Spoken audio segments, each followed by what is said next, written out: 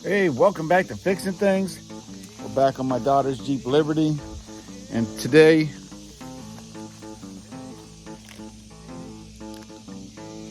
an air sensor. So this thing has been throwing codes. A P0172 175, meaning both banks, both sides of the engine is running rich. In the past, you can go back on the playlist, and on this Jeep Liberty, it's had a lot of codes. And the thing is, it was throwing so many codes, we had to get rid of some of the codes to get to the big ones, because a lot of the codes are linked together. So we got rid of all the misfiring. We got rid of all that. And one of the O2 sensors was bad. So on the last video, we replaced all 4 O2 sensors. And you say, well, why don't you just replace the one? Well, we've had so much stuff done with the codes and everything on this vehicle. I decided just to replace all 4 just in case. It wasn't that hard. And we also put a thermostat on it, which is right down in this little hole down here. But right down next to that is a mass airflow sensor, or the other one, whatever you want to call it. They got 2 different names for these things. And so I got one to put in, and we're going to put that on today and see if it gets rid of the codes. So a little history on the Jeep Liberty here. It's a beautiful car. There's no dents on it, no nothing. But when we bought this thing from used car lot, my wife went up there without me, and I told her, I said, if it's showing, I said, if it doesn't have any emissions on it, I said, we want the emissions done before we buy it. So, because it had a check engine light on it. These guys gave my wife the runaround. They slapped an emission. I don't know how they got the emissions for it, but this thing should not have passed the emissions.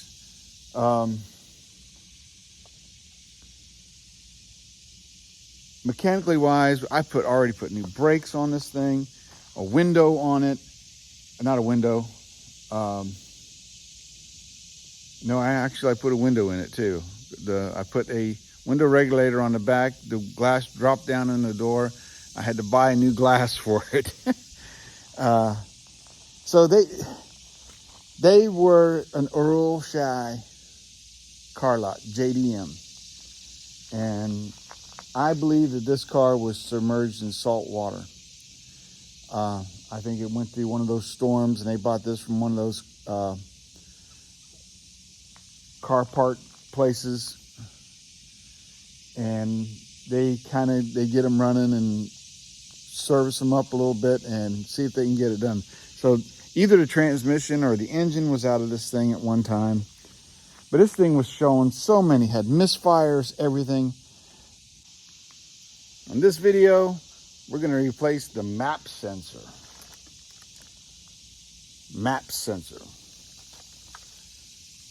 So, because I don't know what else is making the 172, 175. We replaced all the other sensors. It does not seem to be having any vacuum leaks or anything. So we're going to replace that and see what it is. If it ain't that, then I may have to take the intake manifold off and see if there's leaks on that. So here it is right down here, and there's the screw. And this is pretty tight. A lot of people say we need to take the air conditioning compressor off, which I'm willing to do. It's only got 1, 2, 3 bolts and then take the belt off, and all you got to do is just pull this out of the way, and you can get to that little bolt right down here.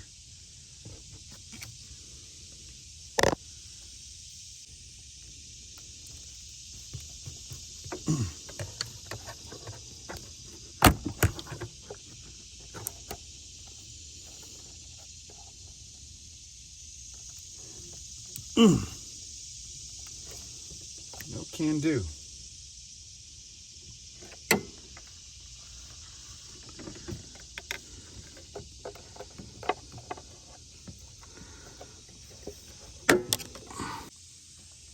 All right, I've tried pushing that thing, and pushing that thing, and so I'm going to take this little seal puller and go down and grab the back side of it, tugging up on the wires and on the thing, and there you go.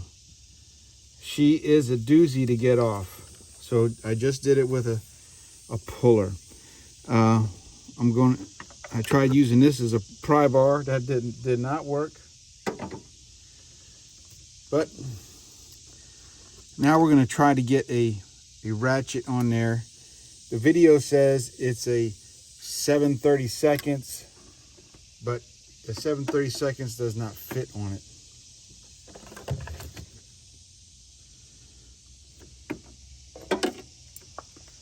This is a 1/4 inch, but I think it's a metric. Now, I may have to take that air compressor off, because even if I get it off, getting it back on there is not going to be easy.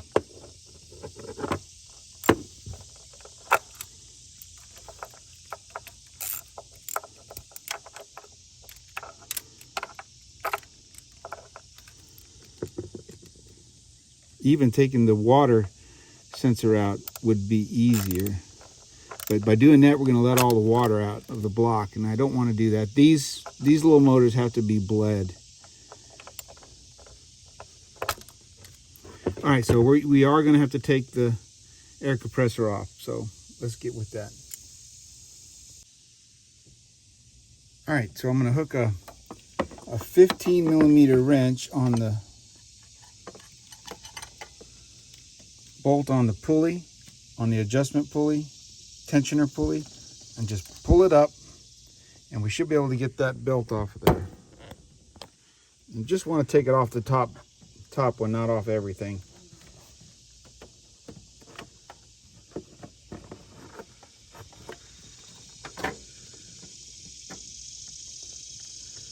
I'm going to leave that wrench on there. So now we got we just put this on there, so we should be able to take the bolt off here. There's a bolt down here and one over here. So I think we'll start with the one on top first, because it's just a locking one. We'll go ahead and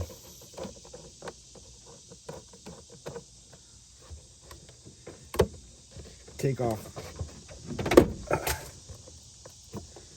this guy right here.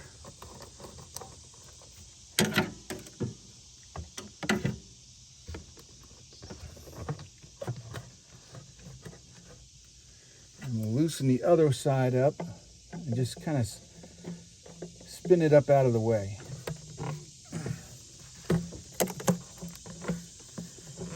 Just enough so we can get to this bolt right here. Is right down here. What you don't want to do is take off this line. You don't want to be taking off none of the charging lines. All we're going to do is move the air compressor slightly out of the way, or the AC compressor, to get to that screw on the map sensor.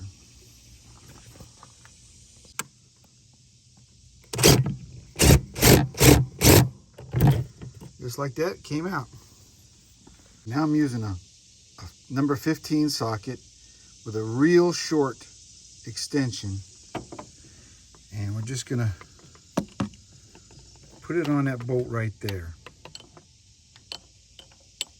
And just put it on that bolt right there.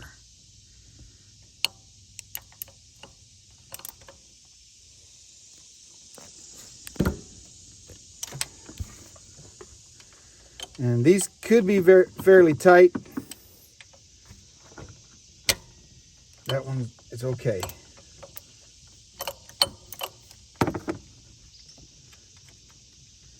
And when we put these back together, we're definitely going to use, since we're going into aluminum and using steel bolts,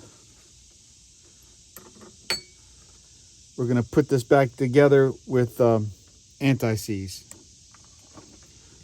All right, now we got one right down here. Same size socket. And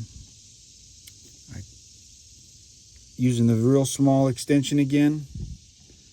And my ratchet has a, it's jointed, so it flexes. It's a flexible ratchet.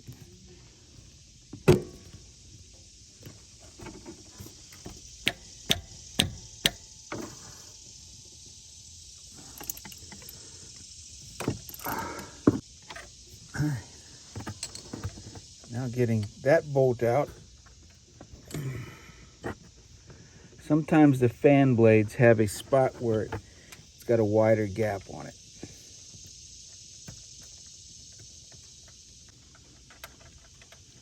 And this is a pretty long bolt. It goes through and to the back of the air compressor.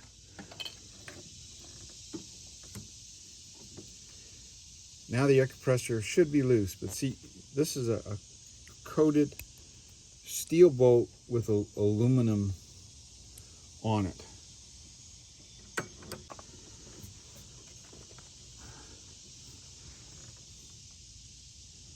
I may need a pry bar. We should be able to lift this thing off. Let me get a pry bar. So I'm just using a Wonder Bar. Snake it in underneath there. I'm just gonna pry up on it. Now that may be a booger getting it back over. It's kind of pressed fit. I'm just gonna lift this joker and set it to the side.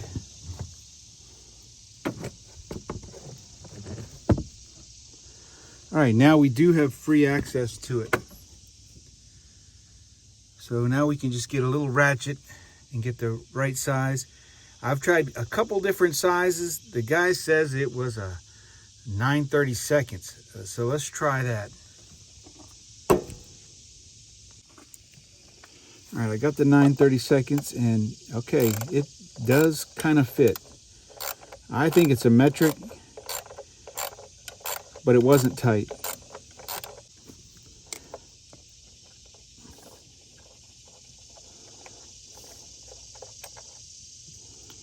And here's the bolt. Just a little guy. Let's see if we can't wiggle this sensor out of there. Okay. And it is wet. It's got oil on it.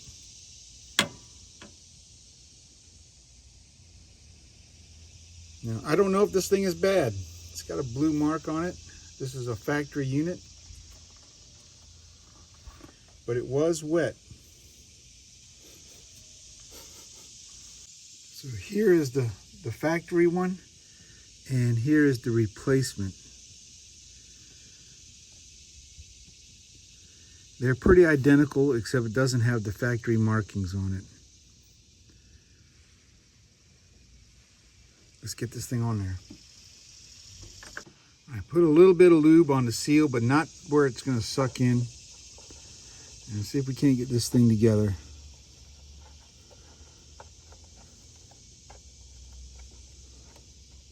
And the new one slid right in place.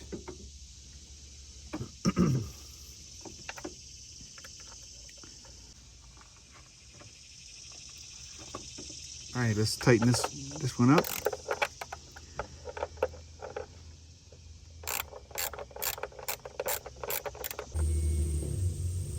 Okay, we don't want to over tighten that. It's just screwing into plastic. Then we'd have some real big problems. All right, let's get this air compressor back down in place.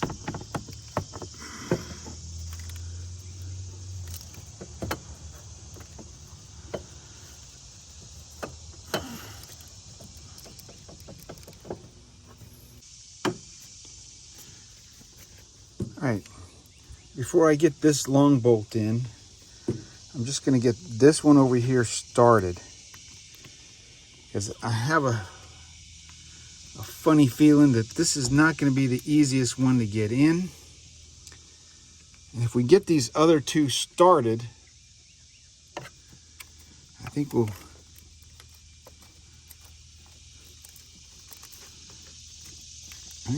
it's tight up in here.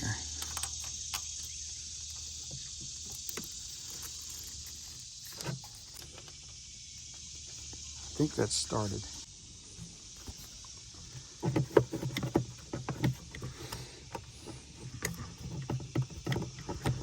Okay, I got the thread started on these two.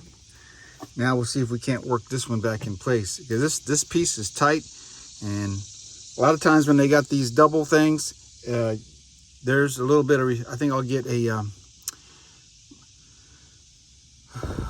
my red bouncy hammer, and we'll see if we can't tap that down into place. All right, so I'm going to take a block of wood and my bouncy hammer and just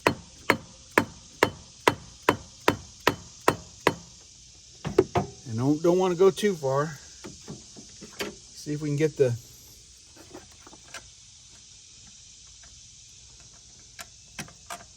bolt in place. Okay, I'm not sure if I got it. We're going to put a socket on there and test it.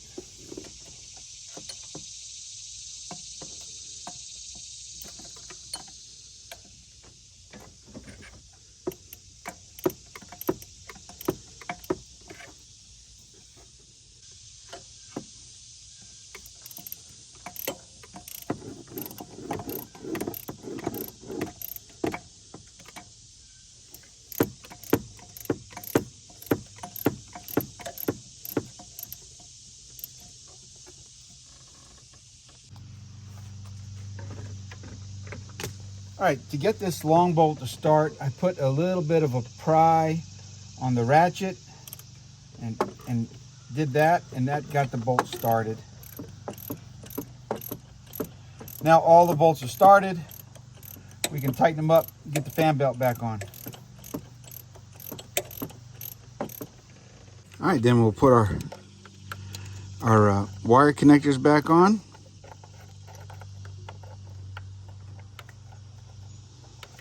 It ain't easy getting it on there. Put our water temperature sensor back on there, which is way down there.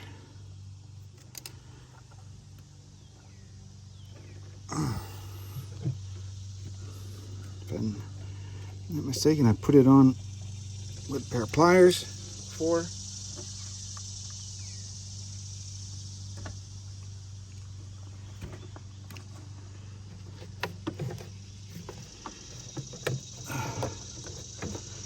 Put our intake hose on, and we'll tighten these up.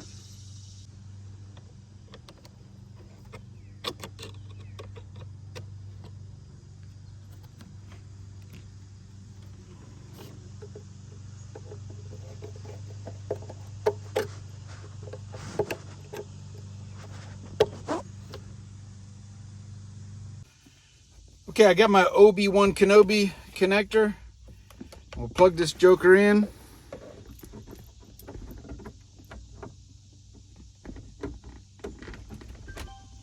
Oh, did you hear that?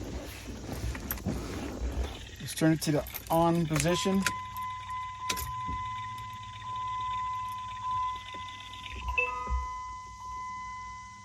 All right. Jeep, yep. Liberty, yep. Loading, loading, working. Connecting, communicating. Yes, that is the vehicle.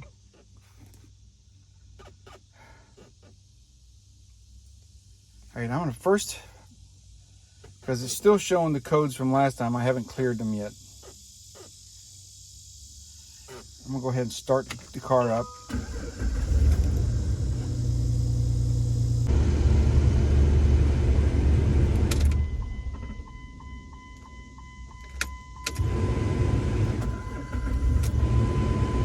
All right, the battery light went off. Clear codes. Are you sure? Yes. I know why it's showing the battery. I forgot to put the fan belt back on. Great time of day. It's a good video, right? Oh, that could have been bad. All right, let's get that fan belt back on. that could have been real bad. All right, I got the fan belt back on there. We shouldn't be having that code now. Oh man. I mean, it is hot. Before I start the next video, definitely probably going to take a water break. All right, let's see if it runs better with the fan belt on it.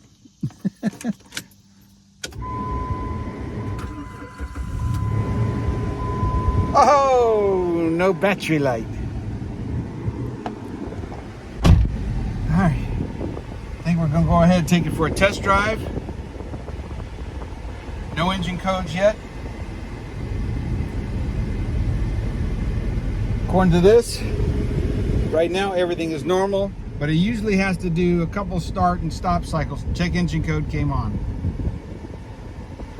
Engine just fumbled. Let's take it for a test drive. Let's see what's going on.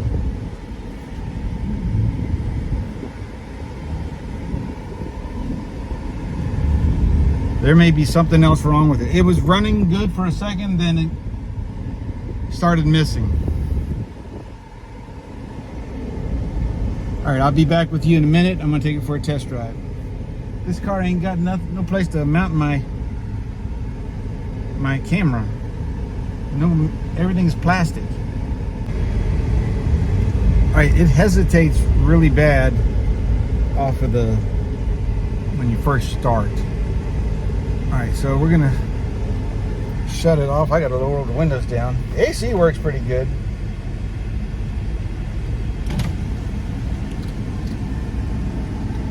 And we'll check the codes in it again.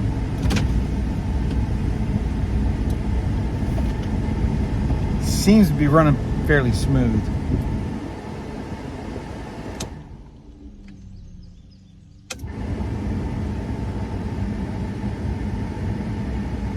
Definitely runs better with the fan belt on it. All right. See, that's telling me something. No, I don't want it to power off. No, don't power off. Tag on it.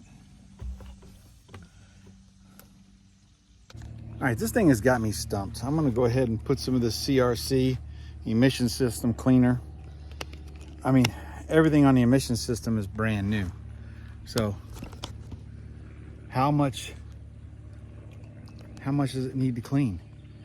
I may end up buying a throttle positioning sensor because it was lagging when we first took off. Maybe a whole new throttle body, I don't know.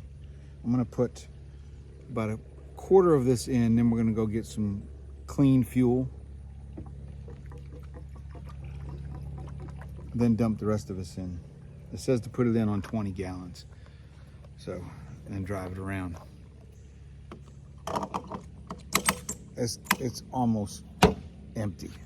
So let's go get some clean gas, dump the rest of this in there. I'm stumped. It's running better. But now it's throwing 5 codes. So I just cleaned the codes out again and we'll try it. It could be a bad connector on a throttle body sensor also, I guess. I don't know. It is running better.